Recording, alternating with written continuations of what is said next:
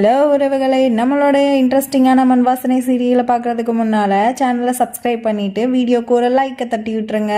வாங்க வீடியோ பார்க்க என்னோட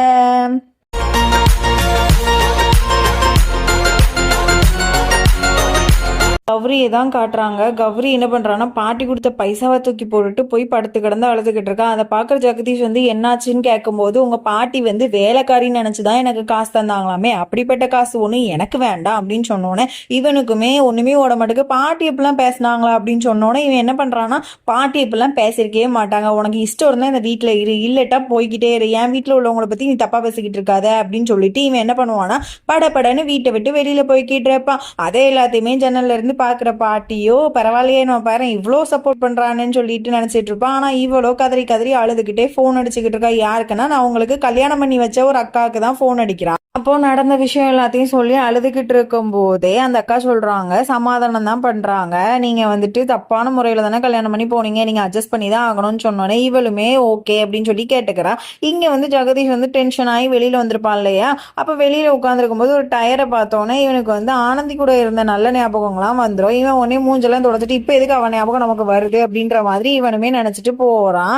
அப்போ நம்ம கௌரி நீங்க இந்த பையனை பாத்தீங்களா ஜெகதீஷ் அப்படின்னு கேட்டு ஒரு ஆள்கிட்ட கேட்டு வழி கேட்டு வந்துடுறாங்க. வந்ததுக்கு அப்புறம் அவன்கிட்ட கெட்டி பிடிச்சிட்டு நீ மன்னிச்சிருப்பான, தெரியாம பண்ணிட்டேன்ப்பா, நான் இனிமே அப்படி பண்ண மாட்டேன்ப்பான்னு அந்த அக்கா சொல்ற பேச்சை கேட்டு பண்ணிட்டு இங்க பிள்ளைங்கெல்லாம் விளையாடுறத பார்த்துட்டு நமக்கும் இங்க போய் விளையாடலாமா அப்படின்னு தோணுது.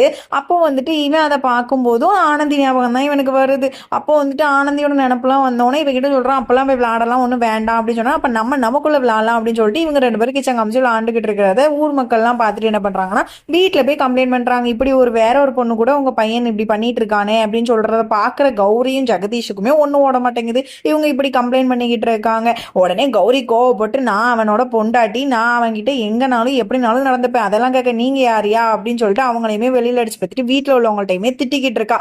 ஒரு வார்த்தை சொல்றீங்கன்னா நான் இந்த வீட்டு மருமகன்ட்டு. அப்ப பாட்டி சொல்றா, எங்க வீட்டு மருமக எங்க வீட்டு மகாராணி எப்பவுமே எங்க ஆனந்தி தான் அப்படின்னு சொன்னோன்னே இவளுக்கு ஒண்ணுமே ஓட மாட்டேங்குது. உடனே ஜெகதீஷ் இப்படி ஒரு மாதிரி பாப்பான். அவனால ஒண்ணுமே பேச முடியாது, ஏன்னா அவன் வீட்டுல எடுத்து பேசினதுக்கு இல்லையா. அதுல உடனே கரைஞ்சி அழுதுட்டு உடனே மேல ஓடி போயிருவா, மாடிக்கு போயிருவா. அவ ரூமுக்கு போய் எல்லாத்தையும் ட்ரெஸ் எல்லாம் பேக் பண்ணிட்டு இருக்கிறத பார்த்த ஜெகதீஷ் பண்றேன்னு கேட்டோன்னு அவ சொல்லுவா, உன்னால உங்க வீட்டுல எதுவுமே பேச முடியாது, எனக்காக சப்போர்ட்டும் பண்ண முடியாது, இனிமே இதுக்கு இந்த வீட்டுல நான் இருக்கணும் அப்படின்னு சொன்னோன்னே இவனமே சமாதானப்படுத்திட்டு உட்கார்ந்துட்டு இருப்பான். அதோட ராத்திரி ஆயிரும். இவன் தூக்கமே வராம நடந்து போய்கிட்டு இருக்கும்போது ஆனந்தி ரூம் கிட்ட போவோம். ஆனந்தி ரூம்ல இருந்திருக்க மாட்டான். உடனே சரி உள்ள போய் பார்க்கலாம்னு சொல்லிட்டு யாரும் இருக்காங்களான்னு பார்த்துட்டு உள்ள போயிடுவான். உள்ள போய் பார்த்தோன்னே ஜன்னல் பக்கத்துல போய் பார்த்தா இவ தொழுவத்துல மாட்டெல்லாம் கெட்டி போட்டுக்கிட்டு இருப்பா. அப்போ அவ இவனுக்காக வாங்கி கொடுத்த கண்ணாடி எங்க இருக்கும், அதையெல்லாம் எடுத்து பார்த்துட்டு இவன் கண் கலங்கி இங்க நின்றுட்டு இருப்பான். நம்ம பண்ணிட்டோமோ, தப்பு பண்ணிட்டோமோ அப்படின்ற இதுல யோசிச்சுட்டு இருப்பான். அப்போ உன்னை ஆனந்திட்ட போய் சாரி கேட்கலான்னு சொல்லிட்டு மாட்டு தொழுவத்துக்கு இவன் நடந்து போயிட்டு, ஆனந்தி உங்ககிட்ட கொஞ்சம் நேரம் பேசணும் அப்படின்னு சொன்னோன்னே இவளுமே என்ன சொல்லு அப்படின்னு சொன்னோன்னே, நான் ஏதோ தப்பு பண்ணிட்டேன் அப்படின்ற மாதிரி தோணுது அப்படின்னு சொல்லவுமே இவளுக்கு ஒண்ணுமே ஓட மாட்டேங்குது. இப்போ யோசிச்சு என்ன பிரயோஜனம் அப்படின்ற மாதிரி தானே இருக்கும். அப்போ உடனே கௌரியுமே இங்க தூங்கிட்டு இருப்போம் பாருங்க. அவளுக்கு திடீர்னு மூலிப்பு வந்துடும், இவன் என்னடா ஆளை காணவேன்னு சொல்லிட்டு அவனுக்காக தேடி வருவா பாருங்க. இவ ரெண்டு பேரும் பேசிக்கிட்டு இருக்கதை அவ பார்த்துட்டு அவளுக்கு அப்படி கொந்தளிப்பாயிரும். இவ உடனே அதை பார்த்துட்டு என்ன பேசுறாங்கன்னு கேட்கலான்னு முன்னால வருவா. அப்புறம் சரி வேணான்னு சொல்லிட்டு ரூமுக்கு போயிட்டு இவன் வர்றது தெரிஞ்சவன அப்படி தூங்குற மாதிரி நடிச்சிருவான். இவனுமே படுத்துக்கிடுவான். படுத்துட்டு இவன் என்ன நினைச்சிருப்பானா, ஆனந்தி சொன்னதான் நினைச்சிருப்பான். ஆனந்தி சொல்லுவா, அதான் உன் மனசுக்கு ஏத்த மாதிரி எல்லாமே பண்ணிட்டியா, இப்போ என்ன உனக்கு கவலை அப்படின்ற மாதிரி. அப்ப காலையிலயுமே ஆயிடுது. காலையில ஆனவுடனே இவங்க அம்மா, அதாவது ஆனந்தி அம்மா வீடு பூந்து கத்துன்னு கத்துறாங்க. உடனே ஆனந்தி வந்தோன்னா ஆனந்தியை கெட்டி பிடிச்சிட்டு, நான் தப்பு பண்ணிட்டேன், என் குழந்தைய பாலுங்கணத்துல தள்ளிட்டேனே அப்படின்னு சொல்லிட்டு அழுதுகிட்டே எல்லாரையுமே கத்தி கத்தி கூப்பிடுறாங்க. உடனே எல்லாரும் வந்தோன்னா பாட்டியை தாங்க செம்ம கிழிக்கிறாங்க. அந்த வீட்டுல உள்ளவங்க எல்லாரையுமே மான மரியாதை இல்லாம பேசுறாங்க. அங்க எல்லாருக்குமே ஒரு மாதிரி அசிங்கமா இருக்கு. ஜெகதீஷ் மாடியில் எல்லாத்தையும் பார்த்துக்கிட்டு இருப்பான் பாருங்க. அவனையுமே அவங்க அம்மா பார்த்துடுறாங்க. பார்த்த உடனே படபடன்னு மாடியில ஏறி போய் அவன் சட்டையை பிடிச்சி, எவ்வளவு தைரியம் இருந்தா என் பொண்ணுக்கு போய் நீ இப்படி பண்ணிருப்ப, ஏன் இப்படி பண்றேன்னு கேட்டுக்கிட்டு இருக்கும் போதே கௌரி என்ன பண்ணிடும்னா, அவங்க கையை பிடிச்சி இழுப்பா பாருங்க. கையை ஒரு ஒத்தரை வந்துட்டு, ஒன்னால தாண்டி என் பொண்ணுக்கு இப்படி ஒரு நிலைமைன்னு சொல்லிட்டு மாடியில இருந்து கீழே விழுந்துருவா. உடனே அவங்க எல்லாருமே பிடிச்சிட்டு இது பண்ணிட்டு இருப்பாங்க. ஆனந்தி உடனே அவங்க அம்மா இழுத்துட்டே போயிருவாங்க, நீ இனிமே இந்த வீட்டுல இருக்க வேணான்ட்டு. அப்போ உடனே ஆனந்தி அவங்க அம்மாவை கெட்டி பிடிச்சி, அம்மா நான் சொல்றது கொஞ்சம் பொறுமையா கேளுங்கம்மா, யாருமே நீ தப்பாலாம் இங்க நடத்தலம்மா, என்னைய எவ்வளவு நல்லபடியா பாத்துக்கிறாங்க தெரியுமா, அங்க இருக்கிறத விட நான் இங்கதான் நல்லா இருப்பேன், நீங்க தயவுசெய்து வீட்டுக்கு போங்கன்னு சொல்லிட்டு இவளுமே கதறி அழுதுகிட்டு இருக்கா. அதை கேட்டா அம்மா அப்பாவும் வீட்டுக்கு போய் போயிடுறாங்க. உடனே சாமி கிட்ட வந்துட்டு இவ என்ன சாமி இப்படி பண்ணிடுறீங்களே அப்படின்னு சொல்லி அழுதுகிட்டு இருக்கும்போது கௌரி அதை பின்னால இருந்து பார்த்துட்டு ஆறுதல் சொல்லுவான்னு பார்த்தா ஏத்தி விட்டுட்டு இருக்காங்க. ஏண்டி நான் தான் இவனை கல்யாணம் பண்ணிட்டு வந்துட்டேன், ஒருத்தி கல்யாணம் பண்ணி வந்துட்டான்னு தெரிஞ்ச உடனே வீட்டை விட்டு நீ வெளியில இறங்க வேண்டாம், 1000 தான் இருந்தாலும் நான் தான் அவன் பொண்டாட்டின்னு சொல்லிட்டு இருக்கும் போதே யாரோ கத்துவாங்க. யாருன்னு பார்த்தா ஜெகதீஷோட அப்பா தான். என்னம்மா சொன்னேன் இங்க வா நீ முதல்னு சொல்லி எல்லாரும் முன்னாலையும் வச்சு அசிங்கப்படுத்தி அனுப்பிடுவான். இந்த வீட்டோடைய மகாராணி ஒன் அண்ட் ஒன்லி மருமக, ஏன் மருமக எங்க ஆனந்தி தான். ஒழுங்கு மரியாதையோ நீயும் உன்னுடைய இந்த புதுசா வந்த பொண்டாட்டியும் வீட்டை விட்டு வெளியில போயிருங்க அப்படின்னு சொன்னோன்னே எல்லாருக்குமே ஒரு மாதிரி ஆயிரும். ஆனந்திக்கு ரொம்ப பெருமையா தான் இருக்கும், ஆனா கஷ்டமாவும் இருக்கும். உடனே காரை வரவழைச்சு இவங்களுமே கிளம்பிடுவாங்கங்க. இப்போ ஜெகதீஷ் பார்த்துக்கிட்டு இருக்கும்போது ஆனந்தி மாடியில் நின்று ஜெகதீஷ் அப்படின்னு சொல்லி அழுகுற மாதிரி இருக்கும். இவனுமே கை காமிச்சிட்டு இருப்பான். ஆனால் அது ஒரு கனவு, அதாவது இவனுடைய பிரம்மை தான். இங்கே யாருமே இருக்க மாட்டாங்க. இவன் வந்துட்டு அப்படி கையை இறக்கிட்டு ஓ நம்ம ஆனந்தி வரலையா அப்படின்னு சொல்லிட்டு இவனுமே காருக்குள்ளே ஏறி போயிடுறாங்க. அதோட இங்கே பாட்டிக்கிட்டே தான் காமிக்கிறாங்க. இவன் வந்து சாரி பாட்டி நான் மன்னிச்சிருங்க, என்னால் தானே இவ்வளோன்னு சொன்னோன்னே உனைய வந்துட்டு அவனுக்கு பார்த்துக்க தெரியல, அவனுக்கு தான் கொடுத்து வைக்கலன்ற மாதிரி இவளை தான் சமாதானப்படுத்துறாங்க.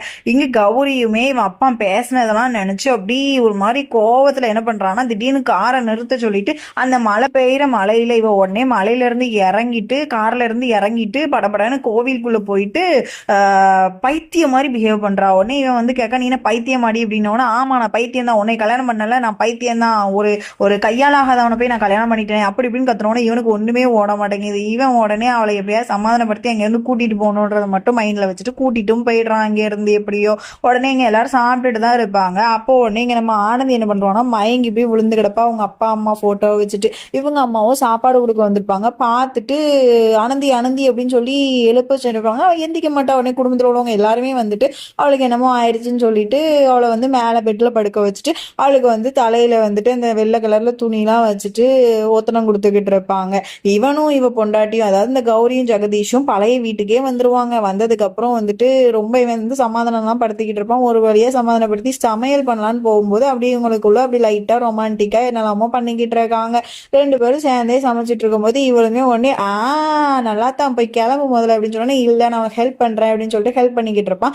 இவளுமே பரவாயில்லையே நல்லா ஹெல்ப் பண்றியே அப்படின்னா ஆமா யாரோட ட்ரைனிங் இது, ஆனந்தி ட்ரைனிங் அப்படின்னு சொன்னோன்னு ஐயோ தெரியாம சொல்லிட்டோமே சொன்னோன்னு வேதாளம் திரும்படியும் இவளுக்கு முருங்கை மரத்துல ஏறுது. அந்த ஆக்களை கடன்னு அழுதுடுறாங்க. எப்பவுமே உனக்கு ஆனந்தி ஆனந்தி ஆனந்தி தான், எப்பந்தான் இந்த புராணத்தை நீ விட போற, நீ என்னைய கல்யாணம் பண்ணிட்டு அவளையே நினைச்சுக்கிட்டுன்னு சொல்லி கத்திக்கிட்டு அங்கிருந்து போயிடுறா. இவனுக்குமே ஒண்ணுமே உழைச்சே சொதப்பிட்டமே அப்படின்னு சொல்லிட்டு உடனே வெளியில வந்து இவன் அழுதுகிட்டு இருப்பாளா. உடனே சமாதானம் பண்ணலான்னு வருவாளா.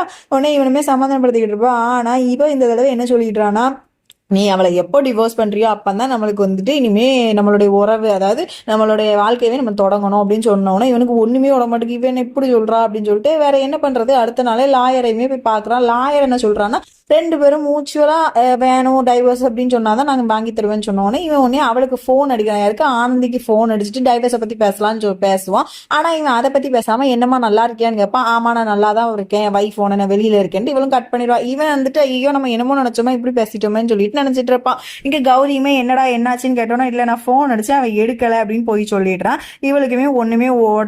ஓகே இதோட இந்த பார்ட்டையும் நம்ம க்ளோஸ் பண்ணிக்கலாம். நாளைக்கு ஒரு பார்ட் வரப்போகுது. அந்த பார்ட்ல செம்ம இன்ட்ரெஸ்டிங்கா ஒரு விஷயம் இருக்கு, அதை நாளைக்கு சொல்றேன். சஸ்பென்ஸோட காத்திருங்கள். பாய். இன்னைக்கு எபிசோடு எப்படி இருந்துச்சுன்னு மறக்காம கமெண்ட் பண்ணி லைக் பண்ணி ஷேர் பண்ணிக்கோங்க.